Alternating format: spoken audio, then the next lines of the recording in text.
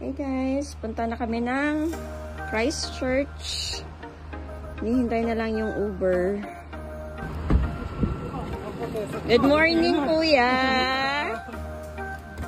Pilipino si Kuya. Ari man ang lingnig ko, kundi nga taga-Bacolod, gwapo.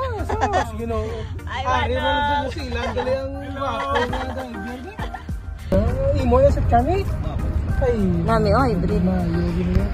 Electric isa. Thank you na! Hi guys, another day, another travel na naman tayo going to Christchurch. Yung Christchurch pala guys is located siya sa east coast ng South Island, kaya flat yung anong lugar dito. We're going to Christchurch. Travel pala kami by air kasi nga mas comfortable siya compare dun sa may bus and ferry na abutin kami ng 19 hours. So ayun na nga guys, nandito na kami sa Christchurch.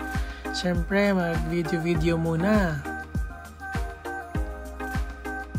Ayan na, abangers na ng Uber.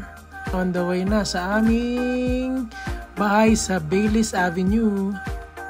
Ayan guys, so kung titingnan nyo yung road, is flat siya compared dun sa Auckland. Ang galing nyo, no? Nag-high pa sa amin yung sa truck. Actually guys, yung mga tao naman talaga dito is very friendly sila.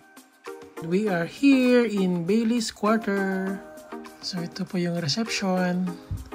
Diba? Sumilip pa si ate. Tapos ito papunta na kami sa lodge kung saan yung entrance ng room namin. Parang dorm na marami kayo sa kitchen, CR, pero common lahat yon.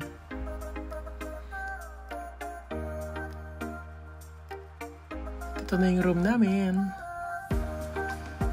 At syempre may overlooking. Pero dito guys walang AC kasi nga malamig. Heater lang talaga yung nandito. Hi guys, nasa Christchurch na kami ngayon. So naglalakad, maghahanap kami ng makakain. Kasi kailangan namin kumain for 3 days dito. Guys, magtatapon ako ng basura. Ito para lang sa mga recyclables. Ito para sa mga organic recycling dito. Kasi kung tumawid kayo, pilutin mo to. Pag hindi pa yung umuutot, hindi ka pa pwedeng tumawid.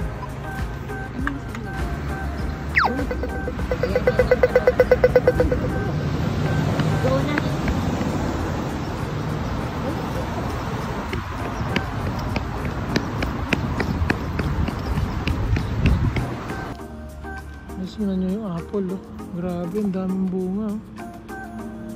Oh, naglalaglagan lang. Ganyan dito, free lang yung apple. Kaya saan ka punta? Ooh, cool. Yung New World Supermarket pala is pag may-ari siya ng New Zealand Cooperative. Kaya yun, may bili muna kami ng pagkain. Naghanap na kami ng pagkain guys na easy cook lang para hindi kami pipila dito sa baba para magluto. Ang dami kasing tao lagi dun sa may kitchen. So after nito uwi na rin kami. Wala akong pake. Bakit street?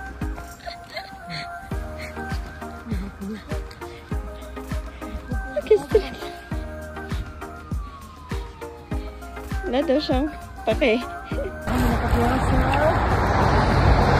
Fully Quarter. Let's go guys. Kompleto po ito. May bar.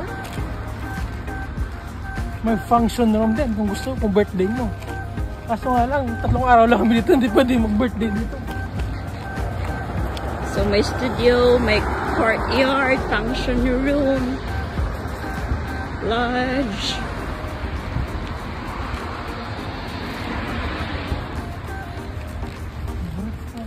Guys, may nakita ba kayong naglalakad ng baliw? Ayun, naglalakad. So, yun na nga.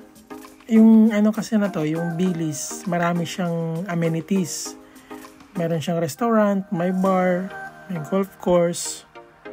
Tapos, pag once na may flight kayo ng late, pagka mag-check out kayo, pwede nyong iwan mo na yung gamit nyo dun sa sa may reception. Tapos kunin nyo na lang pag once na tapos na kayo gumala dito sa may Christchurch. So this is all for today. See you tomorrow. Bye-bye.